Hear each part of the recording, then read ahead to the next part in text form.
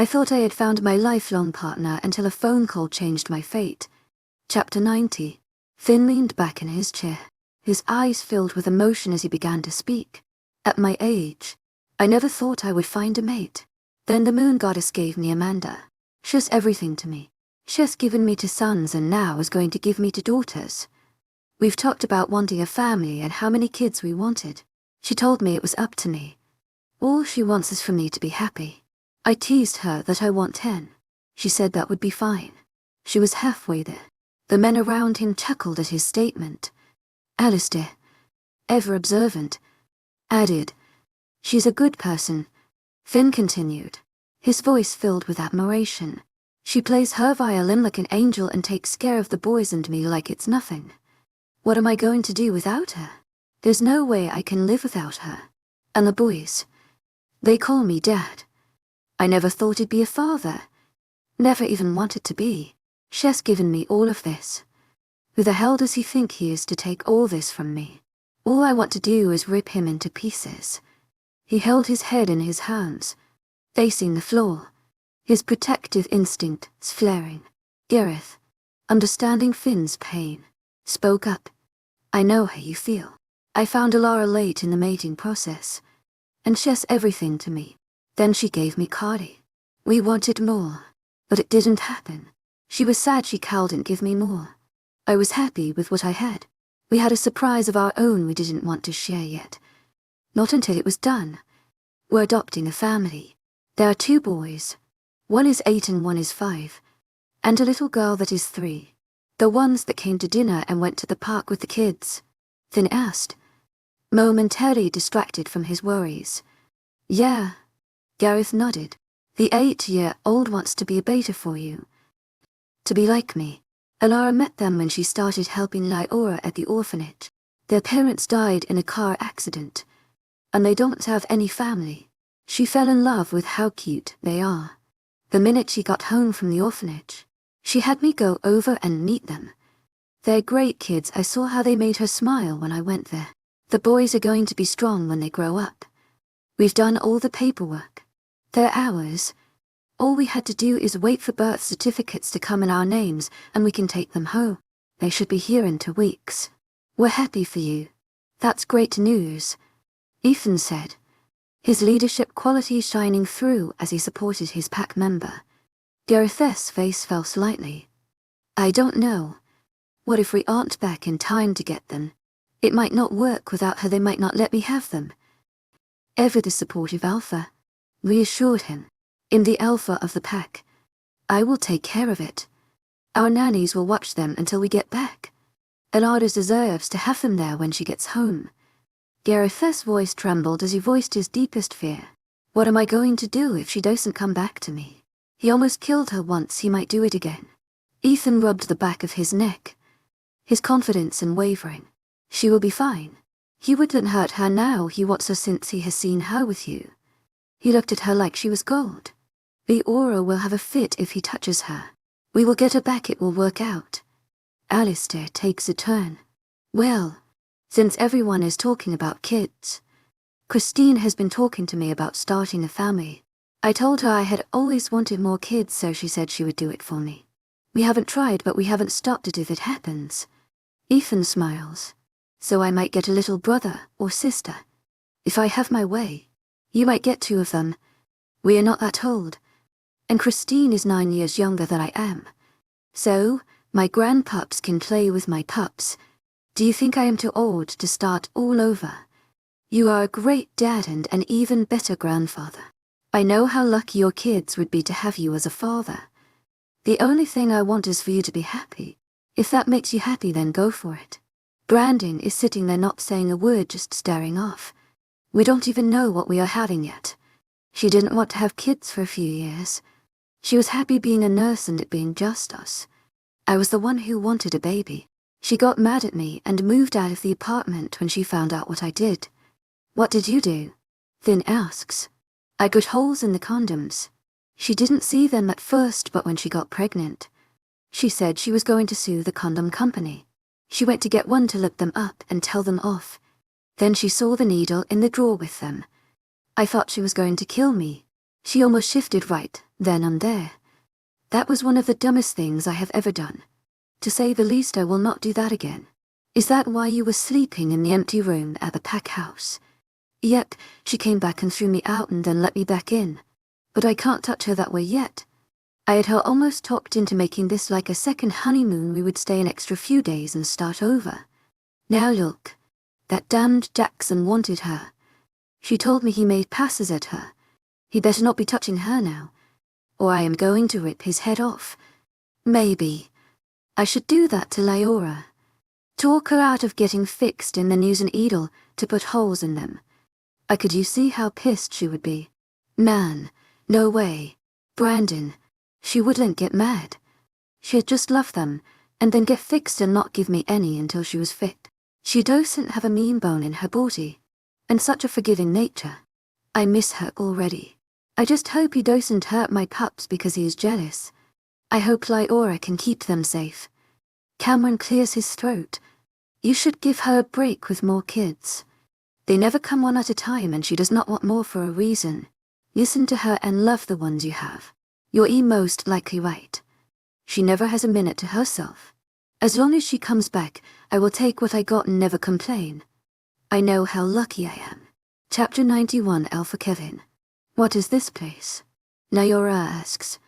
It is the bunkers that we keep our women and children in if we have a rogue attack. There was 2 of them.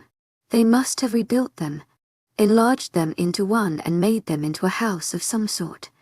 It has 7 bedrooms, an open living room, dining room set up, and 2 bathrooms with showers. One has a tub. They have a kitchen like our pack house's kitchen. There is a phone that you can call them and ask for what you want or whatever you need. Just as he said that, the phone rang. Hello, what do you want? Kevin said with all the anger he could muster. Put Lyora on the phone, Dad, now. Maybe she doesn't want to speak to you. Either she speaks to me, or I send some sleeping gas down the vents and take the pups out. Then she will not see them again. What happened to you? Son, you were not raised to be like this. She happened to me. This is all her fault. Now put her on the phone. Kevin passes the phone to Lyora. Yes. Make a list of anything that you need down there. I will get it for you. Then I want you to get dressed nice. There is a dress hanging in the bathroom for you. We are going to have dinner together, just you and I. I don't want to leave with you and have dinner. All I want is to go to the concert and get back to my life. This is your life from now on, you like it or not. You will also do as I tell you, or those pups you have in your belly will be no more. Each time you tell me no, one of your little girls will disappear. Then I will start on the other kids down there. Then your friends, one at a time. These are your choices. So make up your mind. Kale, you can't mean this. You are an alpha. Handsome and strong. You can have a good life without me. I don't want a life without you. And you won't have one without me. I want the list and you ready in an hour. This could be pleasant, or it could be hard. Again, your choice. Think about this really hard, Lyora. The phone line goes dead. Lyora's eyes start to fill up with tears. She then takes a deep breath. Whatever we need, we have an hour to get a list together. Beds, bedding, toothbrushes. Get it together. There is bedrooms each mother and child or children share. Nora, you can stay with Alara and share if you don't want to be alone. Or take the last one for yourself. Go check your rooms and see what you need to be comfortable. You'll sleep on the couch in the living room. No, Alpha Kevin. You can have one of the bedrooms. Nora, if you don't want to share, then you can take a small bedroom. Also get the kids' clothes sizes and list them. If you can think of any other item we may need, tell me now. Lyora, we haven't even been here ran out. Can't he give us some time? Amanda being pregnant. Her emotions are getting the best of her. If I could, I would, but he is the one giving the orders. Mom, in one of these bathrooms there is a dress hung up. Can you find it for me, please? I know my son. He won't hurt you, just do what he says, and it will be all right. Alara looks Kevin right in the eye. You don't know him. You let him and your beta hurt people and run roughshod over your pack. So don't try and cover for him. We know the truth. Ladies, don't stand there. We only have an hour. Wherever he calls back, we have to be ready. They all start to move as they were instructed, coming out with lists and gathering around the table. Nora, will you take the lists and put them in order for me to read over the phone to him, please? You have to get dressed. We don't need him mad at you and hurting you. Nora, is there anything not on the list we need? Shit, we forgot food. Can you go throw a list together? If there is anything any of you want special, write it down in a hurry. Please. Amanda talks up. They brought all the stuff from the bus with them. Can't we have that brought here? The kids' toys and some of their clothes along with our instruments. That was a good idea. Any other thoughts? Is everyone done? What about crayons and coloring books? Some toys? Something for the kids to do? There is no TV down here. Nora hands her the list. This is all of it, just not the food. Elara has that. Your baby here is the food list. Is that all the stuff we need? Everyone nods yes. Kale has made some promises. If I tell him no for any reason, he will send sleeping gas through the air vents and take out my children, and I will never see them again. Then he will start with yours and then each of you. Like it or not, he will not hurt you. Or the kids, just listen to him. Kevin, just stop. He says as long as we all behave that we will be taken care of. I have a strange feeling we are being watched and he is listening to every word we are saying, so please watch what you say and do. Leora, this is going to affect you the most. Are you going to be able to handle this? Amanda, this is affecting all of us. We are going to be here for a while, so let's make the best of it, and maybe things will get better. I am so sorry for what you guys are going through. I have to get ready. He wants me to have dinner with him. He left me a dress. So, I will be you soon. Would you please take care of the little ones for me?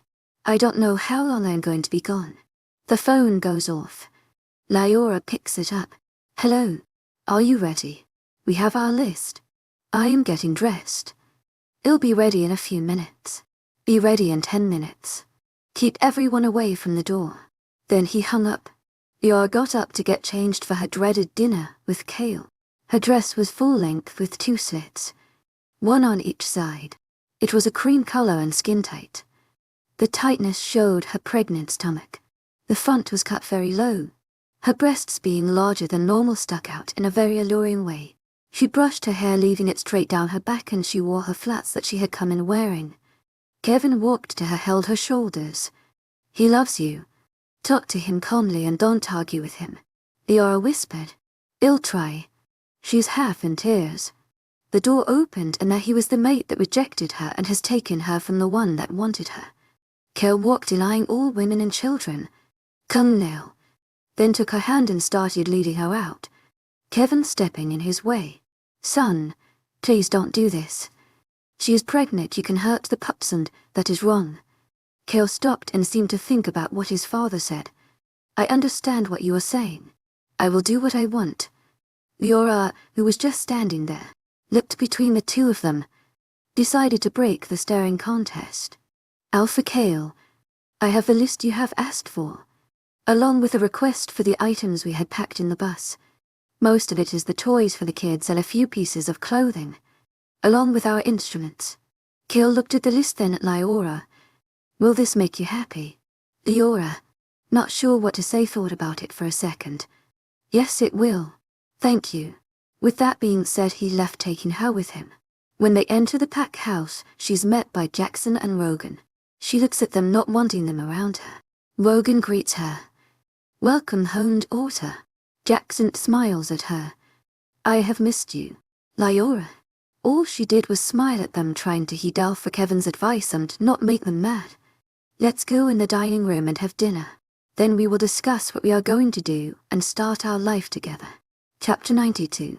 No one said a word until the food was ordered. Then Kale smirked at Leora. You are beautiful even with the bump. You seem to shine. Like you are an angel. My angel and only my angel. Kale said the last part with a bit of anger and possessiveness. Again, Leora said nothing and just looked at him, listening to whatever he had to say. You are very quiet tonight. What is on your mind? I am just listening so I don't miss something that you might say that I need to do. You will have your dinner meal with me each and every night. Then sleep in my bed with me. I will allow you to have these pups and keep them on the understanding that you will bear me pups as soon as possible. Kale, may I make a small request with that?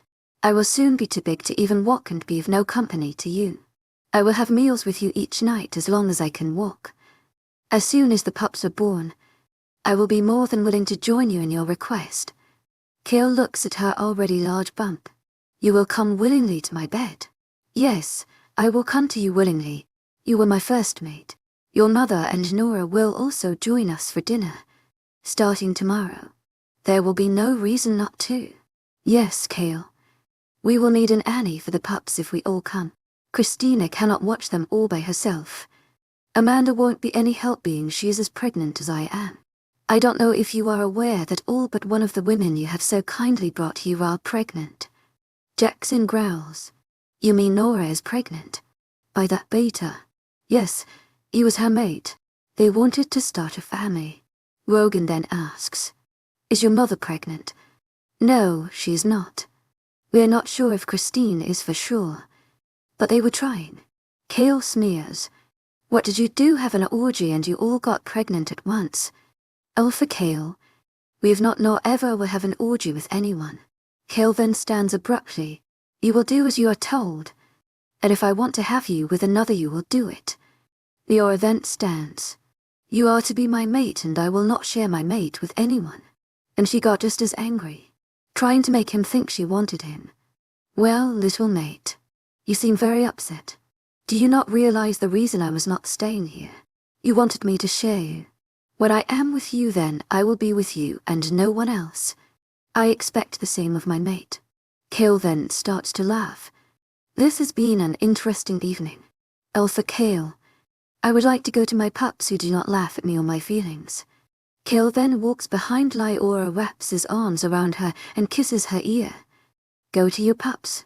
We will do this again tomorrow. Leora is then taken to the bunker. When the others see her, she leaves straight to the bathroom and cries. She hates the game she is playing. Nora came in to check on her and holds her. You are right. I had to make him think I wanted him. And it hurts so much to do it. All I want is my Ethan. I need him so. You and Mom will be joining us for dinner tomorrow. You are going to have to go along with this so that I can keep us safe. Nora, you have to help me please. He has lost his mind. The next morning the door opens again, and some men come in with Jackson. All of you in that room now. The men start to push them into one of the bedrooms, then closes the door. All the women can hear is the banging and scraping of items in the living room, then it gets quiet. The door to the bedroom is open, and all they see is Jackson standing there. Jackson has a grin on his face. Nora, I want you out here. As she goes to him, the door is closed again. Then there is more noise. Then you can hear Nora slapping someone.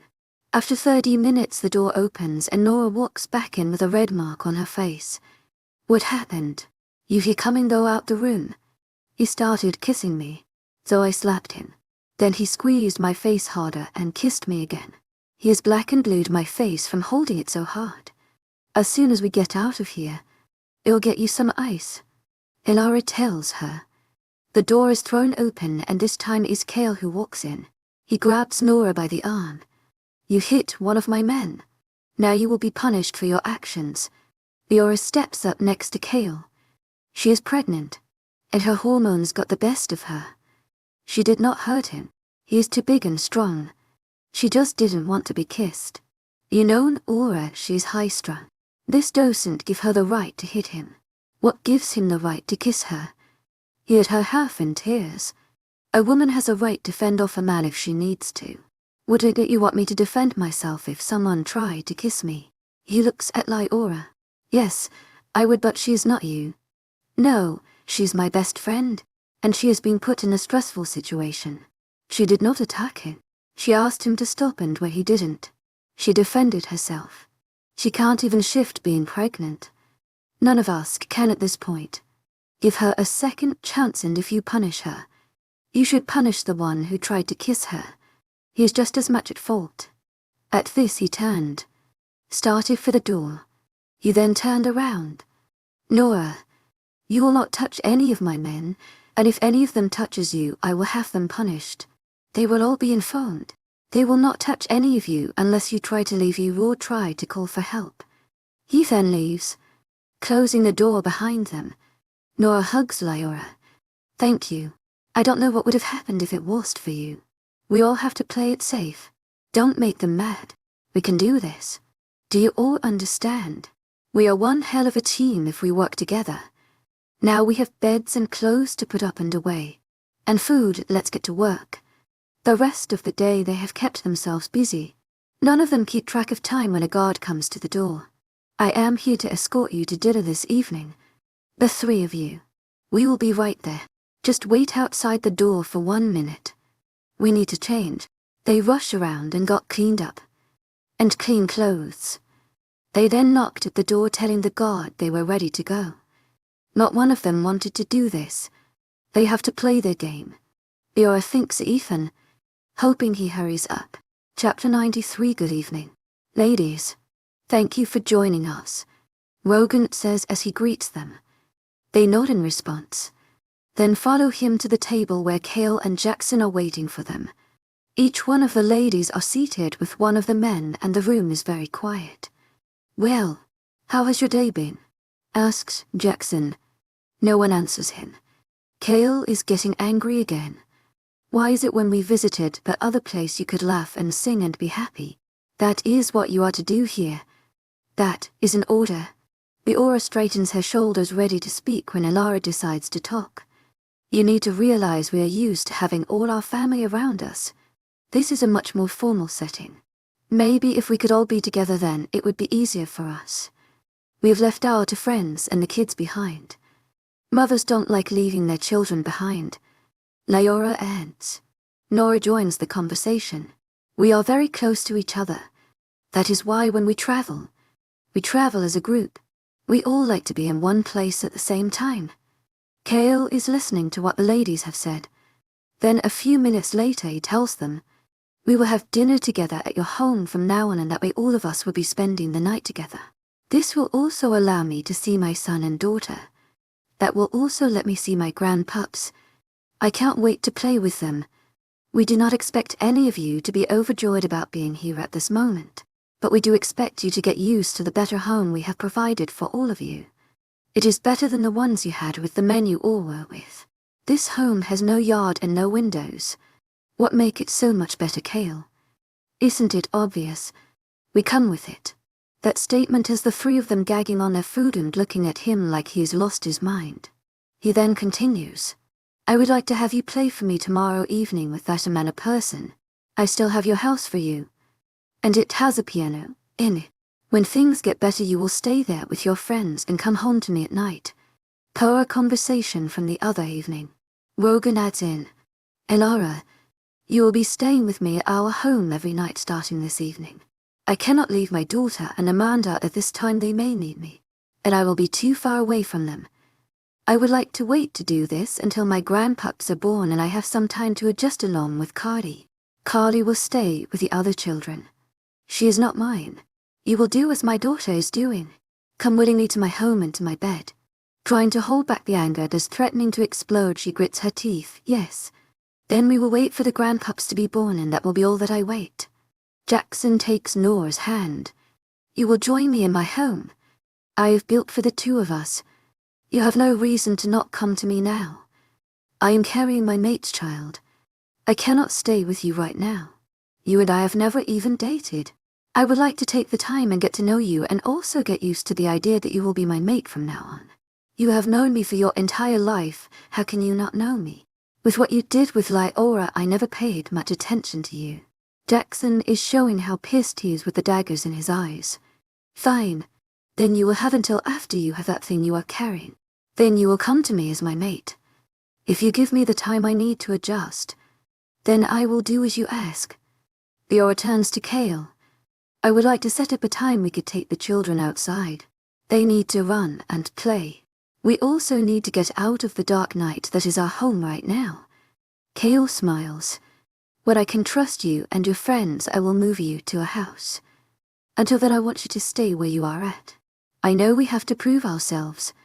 Just give us an hour a day or every other day so the kids and us have a reason to smile and be happy. Let's see how things go with dinners and the time we spend together. If we have no more hitting or fighting, time will tell. Finish eating and we will go from there.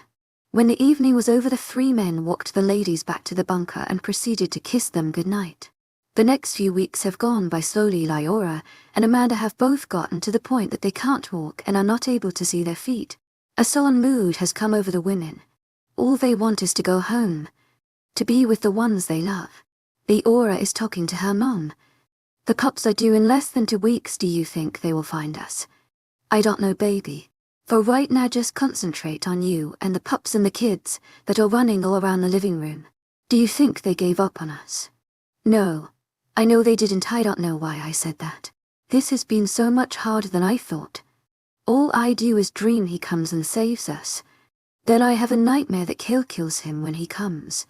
You know that is silly. Ethan is so much stronger than Kale. Like, he loves you like no one else could love you. Now stop all this worrying and play with the pups while I get you something to eat. Don't bother Mom. I cold and eat right now. I feel bad. Let me get some sleep. Maybe I will feel better. You are going to eat when you wake up. Do you hear me? Yes, Mother, I will eat. Lyora gives her small smile. Chapter 94.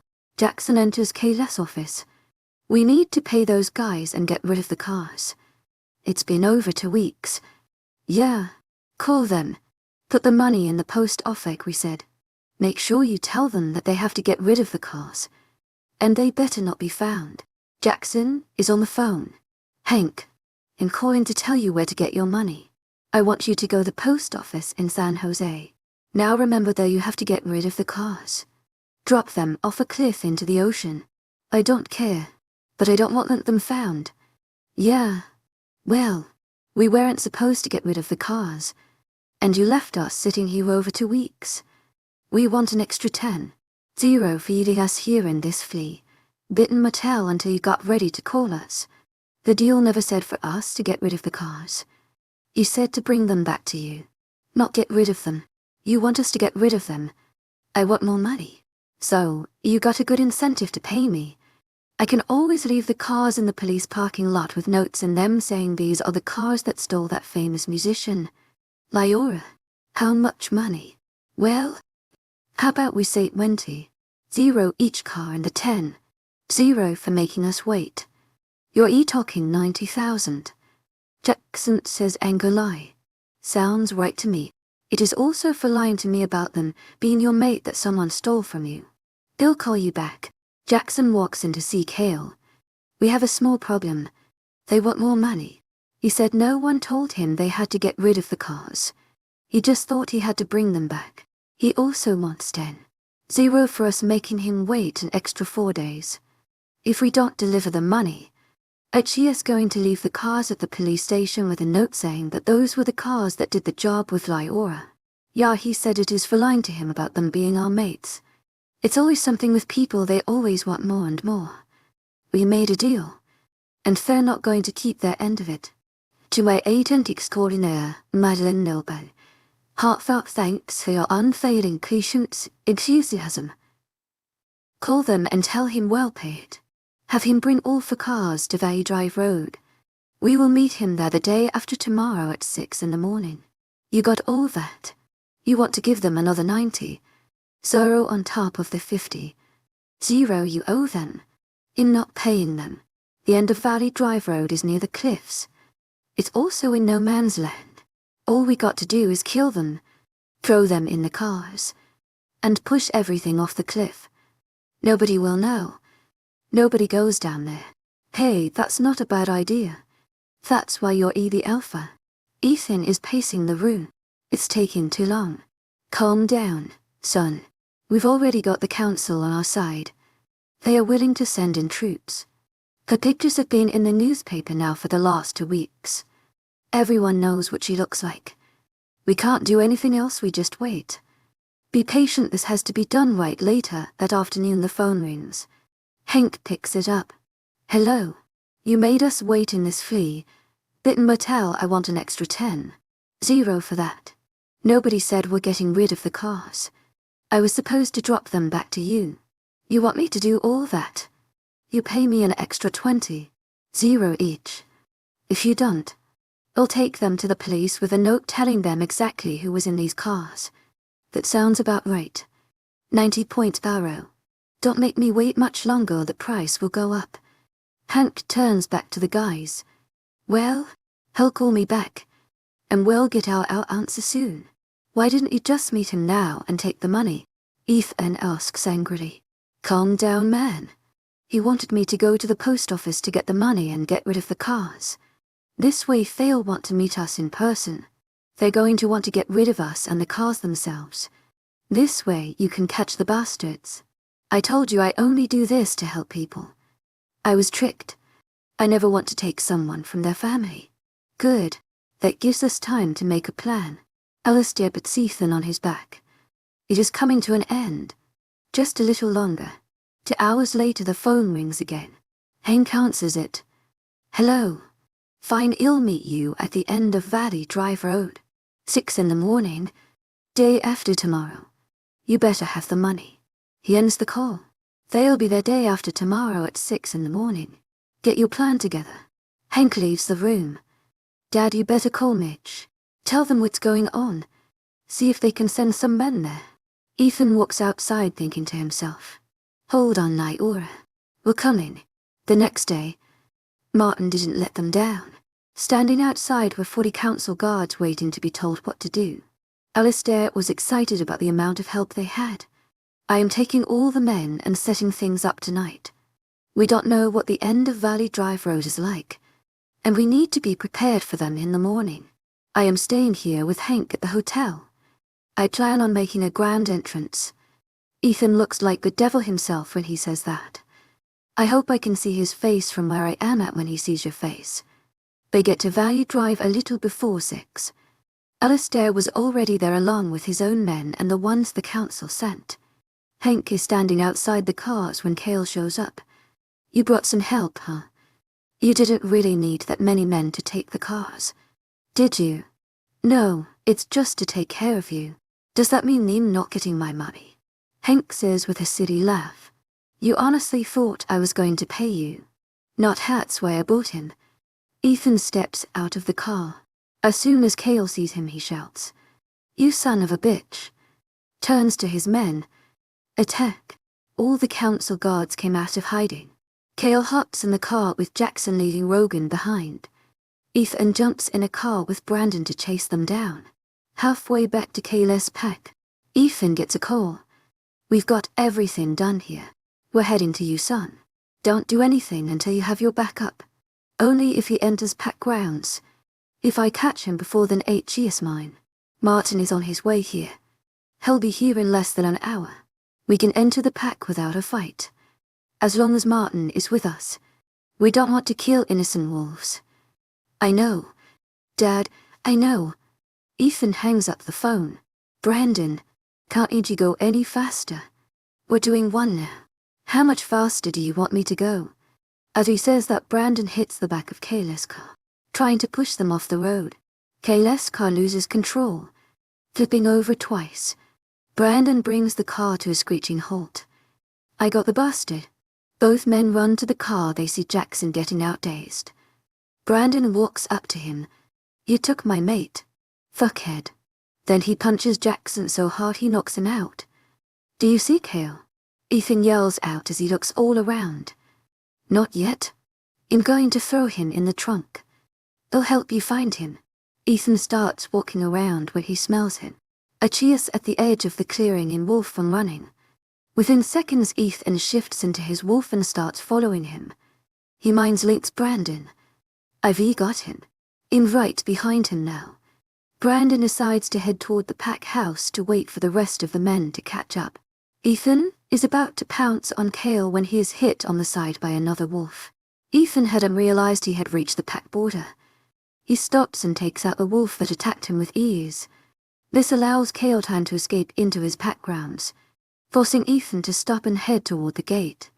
Brandon hands Ethan some clothes. They will be here in about 10 minutes. Chapter 95. Cale runs to the pack house to shift and gets dressed. Knowing HES in trouble now, He runs to the bunker to grab Lyora. As pregnant as she is, he drags her out by her arm to a running car. "You're coming with me. Son, what's going on? The pack is yours. I'm taking what's mine and leaving." As they are both running up the steps, Kevin mind links the pack. "I am taking over for my son. There will be no fighting or confrontation with the men that are coming." He then spins to Nora. "Mind linked Ethan where we are at and to get here immediately, and that my men will not stop them." Ethan is in the car with Brand and driving as fast as they can as the councilman drives up to the gate, with his father, Finn, and Gareth in the car. Seeing Ethan drive off, they follow him. Not one of the guards tried to stop them. When they get to the bunker, all the women have left and are standing outside with the babies. The men see their wives, run over to grab them, hug them tightly. Ethan yelling Lyora's name as the rest of them pull up. "Where's Lyora?" Kevin says. "Kel just drove off with her about 2 minutes ago." "Where did they go?" Border Patrol said. "They just crossed the border at the south gate." "Where's the south gate?" Ethan yells. Kevin points in the direction he to go as he jumps in the car and takes off after him. Lyora is screaming. "What are you doing?" "To my agent extraordinaire, Madeleine Nilban. Heartfelt thanks for your unfailing patience, enthusiasm." "Slow down, you're going to kill us." There is a large bang that comes from the front side of the car. Then the car flips to its side and slides about 30 feet down the road. Kel sees Lyora laying there unconscious. She looks like she's dead. He howls in pain, thinking he killed her. Throws the car door open. Sees Ethan coming. He looks back at Lyora, shifts into his wolf, howls once more and runs off. Ethan runs to the car and sees her. Mind links. "I need an ambulance now, Lyora is unconscious." He takes every bit of his strength to put the car back upright. He runs to the side door and opens it, yelling Lyora's name, panicking as he pulls her gently out of the car into his lap on the ground. He rubs her belly, where his pups are, as he rocks back and forth. "Wake up for me, baby." It seems like an eternity, but she opens her eyes. What happened? Then her eyes focus on his face. "Yes, baby, I'm here. Baby." I had tore over. "What happened?" Suddenly she gets a sharp pain and holds her stomach. "Are you all right? Is everything okay?" "I think the babies are coming." She makes another face showing a second pain. "An ambulance is coming. They'll be here soon. Just hold on." "I don't think they want to hold on. I think they want to come out to say hello." With her face twisted in pain, she cries out, "They're coming. You're going to have to deliver them yourself." Ethan looks at her. What do I do?" He street utters. "Take off my underwear, you're good at that. Then play catch." Ethan has sweat pouring off his face as he tends to Lyora. Within minutes the first one is born. She is beautiful, Lyora. She is perfect. Ethan takes his shirt off to wrap the baby in it, then hands him to Lyora. He reaches up to hold her head. "See if you can find something in the car for the next one." Then she screams once more in pain, grabbing a shirt out of the car. He goes back to Lyora. "Are you okay?" he asks as he rubs her hand to try to calm her. He mind links the others. "Where the hell is the ambulance?" "We have already had one of the babies and the next one is coming." "Baby. The next one is coming. I can feel it." Ethan looks down to see their second son coming out. He wraps this one in the shirt he got from the car and hands him to Lyora. She is covered in bruises and has a large cut on her head. "Baby, you gave me 2 beautiful sons. Look at how beautiful they are. You can hear the ambulance coming in the distance." Lyora looks Ethan in the eyes. "I love you." Then her eyes flutter as she goes unconscious. Lyora. Ethan is shouting at the ants. "Get the hell over here and check on her." Alistair is in the car behind the ambulance. He jumps out and runs to his son. The ants pick up the babies from Lyora's arms and hand them to Ethan. "We have to get her on the stretcher. You can ride with us to the hospital. We need to have the babies checked out." Ethan doesn't move. He is frozen in grief. "Son, get up. She needs to go to the hospital, move." He is frozen to the ground, staring at Laura. H.E.S. in shock. Alistair grabs his shoulders and shakes him. Son, come on. You have to go. Your aunt needs you. The babies need you. Gold will be right behind you in the car. Ethan never speaks a word but climbs in the back of the ambulance with the twins. As the ambulance pulls into the hospital, the aunts rush Laura to the emergency room. 2 nurses come to take the babies to the nursery. Ethan is still not saying anything as his father and the others join him at the hospital. Ethan, did they say anything in the ambulance? Ethan stares at him and looks like he isn't there. Brandon seeing him like this and is worried. Alpha, what do you want us to do? Alpha, you are the only one that can give me orders and we need you. Brandon looks at Alistair. Give him time, he will come around, he's in shock. It isn't easy to deliver your own children and watch you mate pass out in front of you. Chapter 96. The doctor comes out to the waiting room. Ethan walks over to him. Still not saying a word, he waits for the doctor to tell them something. Laura had internal bleeding. By all rights, she should never have been able to have the babies. I actually don't know how she's alive. We went in and repaired the spleen and stopped the bleeding. We're giving her blood now, it's just a matter of time to see if she responds. She's in a coma as of now. I can't tell you when she will come out of it. If she will come out of it, she has gone through a severe trauma. Alistair walks over to shake the doctor's hand. Thank you, doctor. When can we go in to see her and the babies? The babies will have to stay in the nursery. Ethan looks at the doctor. When can we move Laura? Not for at least 3 or 4 days. I want her home. At our pack as soon as possible. He then looks at his father. Where are the pups? They are with Nora at the pack house. I want them off this fucking land now. I don't want them anywhere near here. Ethan shouts in anger. I mean now. He looks at his father, then looks at Brandon. I'm staying here with Laura.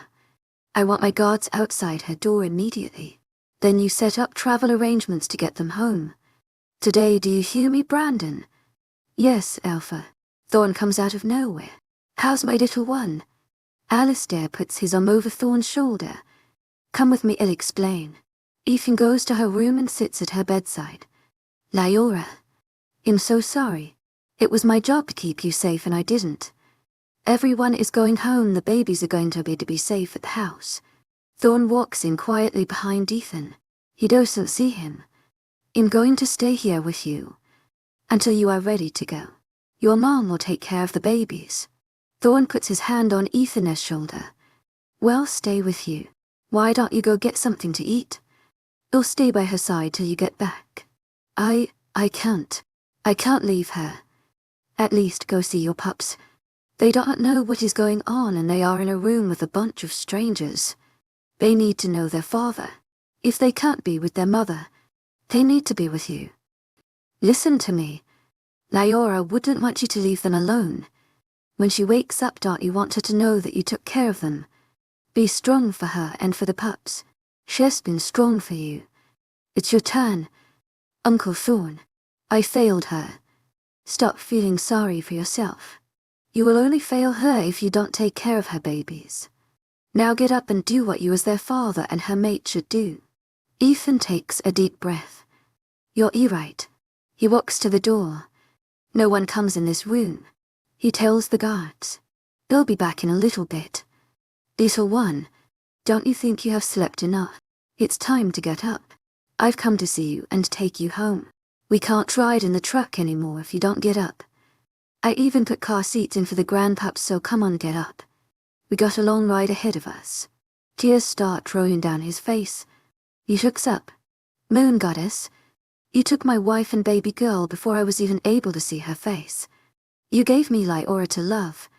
Don't take her too. Ethan walks in followed by 2 nurses pushing to incubators. Ethan points to the side of the room. Set them up, over there. They are not to leave this room. The nurses set up the incubators with tubes near them, knowing they were staying to care for the boys. You're right, Uncle Thorn. They are safest here with the 2 of us. He walks over to pick up one of the boys and places him on Lyra's chest. She knows they're here. The heart rate monitor starts to increase the minute he touches her chest. Thorn looks at Ethan. You're right, she knows they're here. 5 days have passed. Lyora still hasn't woken up.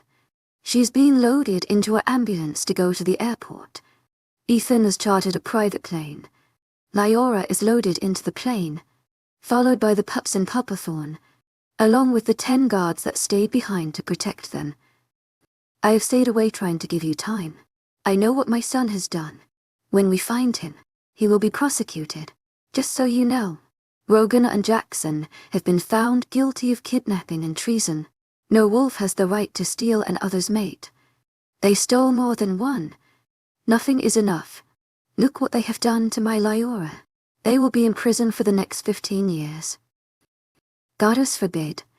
Doesn't make it. It will be life. Please do not hold my pack responsible for what my son has done. Don't blame your pack.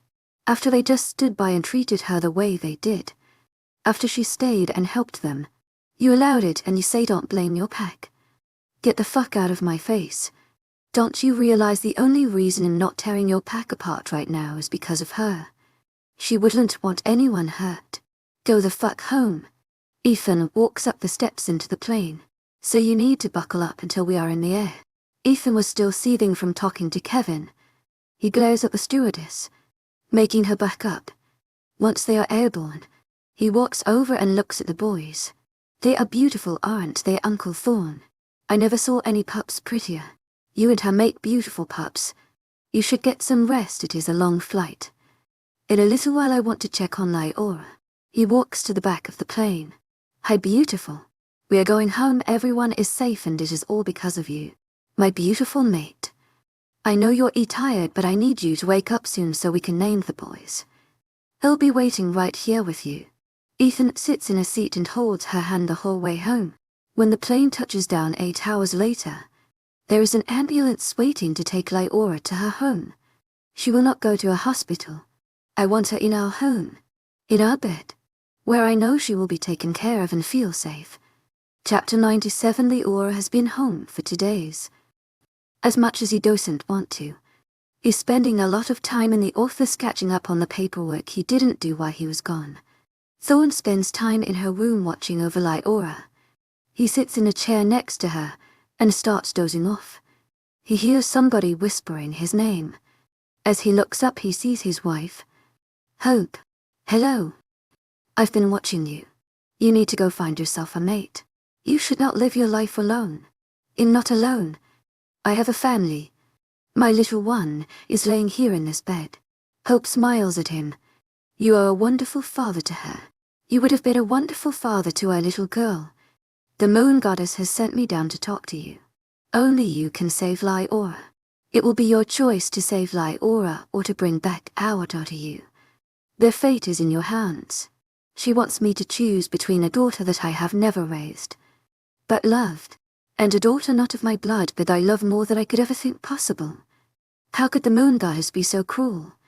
Hope doesn't say a word, only looks at him, then reaches out to stroke his cheek. You don't have much time. All of a sudden Lyora's machine starts to beep funny. I will never forgive the moon goddess for this.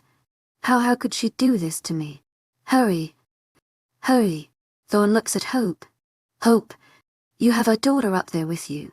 I want to keep Lyora. She has so much to offer this world and she loves me. I want her here with me. The machine levels out and starts sounding normal again.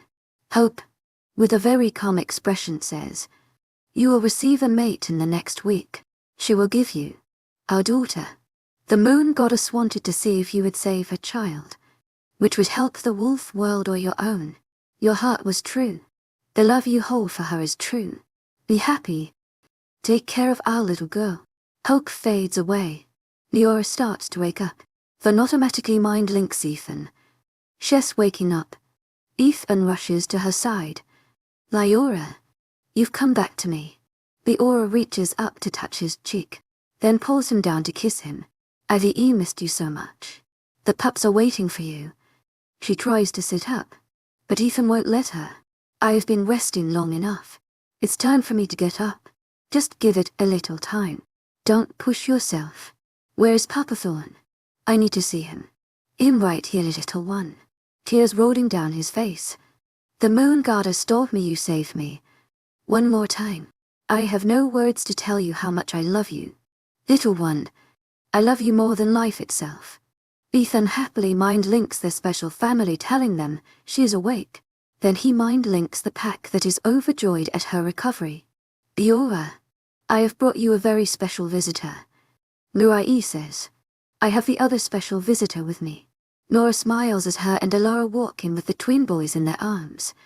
Ethan brings the rest of the pups in with him.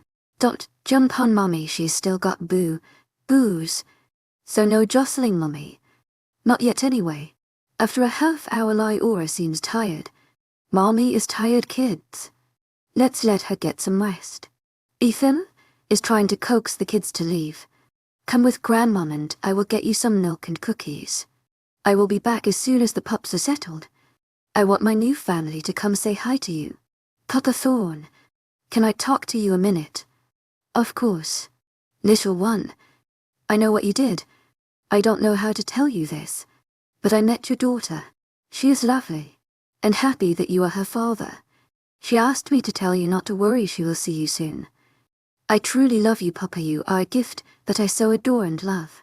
Thank you for loving me. The Aura hugs him as if it was the last hug she would ever get. A week has gone by. Everyone is at the hospital. Finn and Amanda had twin girls. They are perfect, Amanda. I am so happy for you and Finn. With everything that happened, you didn't get your baby shower. So, after you get home, expect to have one. We have it all planned out. A tall woman walks in Amanda's room. Mom, you made it. You don't think I would miss seeing my granddaughters? The Aura, I would like you to meet my mother, Evangeline. Mom, this is my best friend and the Luna of the pack. You are beautiful and look so young to be Amanda's mother. My mate was much older than me. He found me when I was 14 and we married when I turned 15 and had Amanda. Amanda did the same thing and had her pups at 16. I was a young grandmom. Amanda told us how much you have helped her and what a mother you are. I am glad to meet you. Thorn walks in to congratulate Finn on his babies. When he smells the air, he looks around the room. In the corner he sees Evangeline. The same that happens to every mated wolf, they say mate at the same time. Thorn walks over to introduce himself. Hello, I'm Thorn. I'm Evangeline. She is blushing at her age. This makes Thorn smile. Would you care to have a cup of coffee and get to know each other a little better? That would be nice. They start talking as they walk out of the room. Tell me a little about yourself. I never thought I would find a second chance mate when my husband and 2-month-old son died in a rogue attack. My condolences. It is not easy losing a mate and a child. Being 18 with a little one was hard. It has been me and Amanda since she was 3. She is the only reason I made it through the grief of losing them. I know how it is to lose someone you love. My wife died in childbirth over 18 years ago. Hope and our baby girl both died that day. You had no one. How did you survive? It wasn't easy. I was all alone until Aura came into my life. She is not Lee mine, but she is my daughter in every way. Most of all in my heart. She is also Amanda's best friend. She told me she never made friends easily. That was until she came here. 6 months later, Thorn runs into the house. In getting married to Evangeline. She is pregnant. The room erupts in cheers and good wishes. You are not moving out, are you? Papa Thorn. Not again. We need a bigger house. Laughter is heard throughout the room. Well, little brother, it looks like you and I are going to be sitting up nights together. Christine is pregnant. The two of them fist bump each other. See that we aren't old yet. Dad, congratulations. I am getting a little brother. It might be a girl. You wouldn't do that to me. Chapter 90. Everyone was happy until a mind link interrupted them. To my agent extraordinaire, Madeleine Nilben, heartfelt thanks for your unfailing patience, enthusiasm. We have an Alpha Kevin at the gate wishing to speak to you and a Luna. We will be down in 10 minutes. I'll inform him, Alpha Ethan. Alpha Kevin. What brings you here? Lyora and Ethan are standing at the gate, not letting him in. I want to talk to you about your son and my grandson. Come to my office. Once there Ethan gestures for him to sit. Alpha Ethan at Lunalight Aura. He sounds very formal. I've come here on a mission of goodwill and hope for a peaceful future. We all know that Wyatt belongs to Kale by blood. Ethan growls at that statement and Lyora puts her hand on his shoulder to calm him. Hear him out before you kill him. I've not come here to anger you. I've come here for my pack. There are no heirs and never will be with Kale in hiding. Even if he came back, he could not be an alpha. I would like you to allow Wyatt to be the alpha of Skyline Pack. If you could bring him to just visit, along with you and the rest of your family, for just a couple of weeks twice a year. Your pack needs an alpha, and you want my son. Yes, Lunalight Aura. It would be nice if the pack could get to know him, then allow him to take alpha classes at 16 or 17, which he would do for you anyway. Then when he finished the classes at 20, he could step up as their alpha. You would be better parents than I was. I blame myself for Kale. He was all I had, so I babied him. I did not raise him to be an alpha. I raised him to be a spoiled brat. What about Haley? She's your granddaughter too. Would you just leave her out? My pack only needs an alpha. They do not need a female alpha. When Wyatt marries, he would bring a Luna to the pack. The aura begins to growl low in her throat. Who do you think you are? You were right saying Kale was the way he was because of you. You don't have compassion or love in you. You care so much about your pack that you don't care about the ones that are supposed to mean the most to you. Your family. That's not true. I thought you would not want to give both of them up. I would not be giving either of them up. If they choose to help you, I would still be part of their life and their mother. Ethan holds Lyora, who is shaking in anger. When he is older, I will tell him about you. We will not come visit you at any time. Not until he is old enough to make the decision himself. Now get the hell off our pack lands and don't you ever come back. If he decides to be your alpha or that he wants to meet you, we will contact you. We will not contact you before they decide. You know Finn and Amanda are talking about a wedding. We talked about joining them. What do you think about us getting married? I think just what I thought the first time. I would love to marry you. Let's go tell the family. Wait, Papa Fawn is getting married too. Can we do a triple wedding? You never do just one, do you? Ethan, seriously, I don't want any more children. We have a house full. I know you're right. Until one of us get fixed, I will wear a raincoat. I think we have a perfect family. Now let's tell the others our plans. The group got together and 3 weeks later 3 very happy couples got married. I never thought my mother and I would be getting married together. This has been so wonderful sharing our day together. Amanda was beaming with joy. I agree, it isn't something I expected either. But I am so glad I got to share my day with you. Thorn wrapped his arms around Evangeline. You got married the same day as your daughter, and I got married the same day as my daughter. Yep, this is one for the record books. Welcome to the family, Evangeline. I love how happy you make Papa Thorn. I think it is mutual. He makes me just as happy, Lyora. It is nice to be part of this special group of friends. It is time for our honeymoon, Luna. I am taking you cross-country to visit some of the states you missed with Uncle Thorn. Get it right, son-in-law/nephew. We are going cross-country. I think this is going to be a long 2 weeks.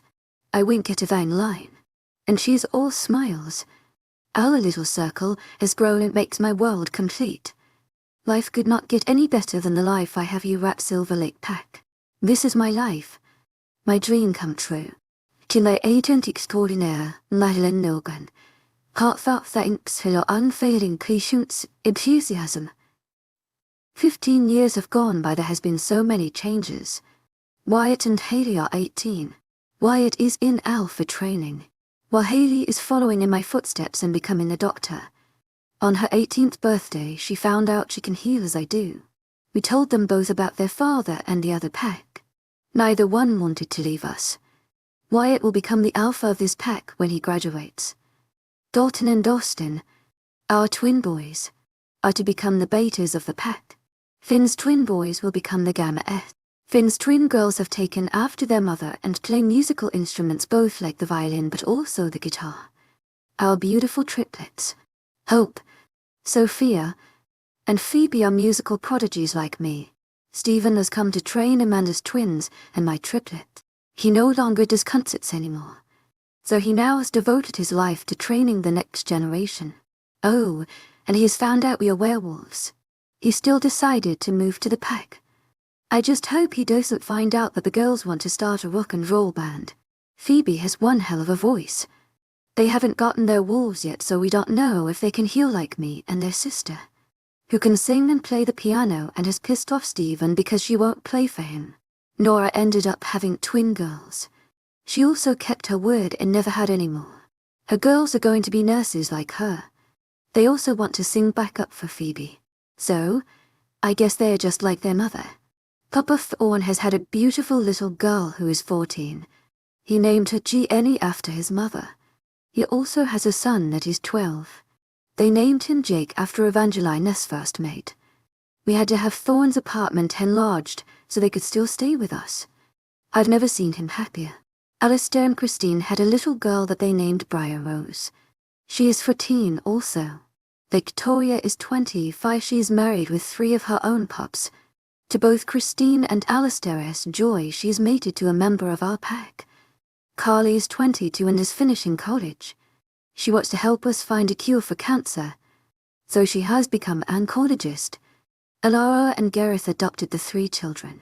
The oldest boy, Brian, is 23. He wanted to be like Gareth to protect the pack. He's now a head warrior. The little girl is 17. Waverly works at the orphanage, becoming a social worker, helping other children find homes. The younger son, Gordon, has decided to go to culinary school and go off on his own and open a restaurant. No one has seen or heard from Cale since that horrible accident. To our regret, he was never caught. Kevin decided to marry and have a child late in life to take over his pack. Hopefully his mate will make him a better person and raise a true alpha. After Rogan and Jackson got out of prison, Evan couldn't leave them rogues. He allowed them to come back to the pack. But they are just Gazer. They have tried to contact me. They want to be part of our lives. I haven't said yes yet. I don't know if I can. Our lives are complete. And we are happy. We may have had hard times, but for the most part, I couldn't have asked for anything better. The end.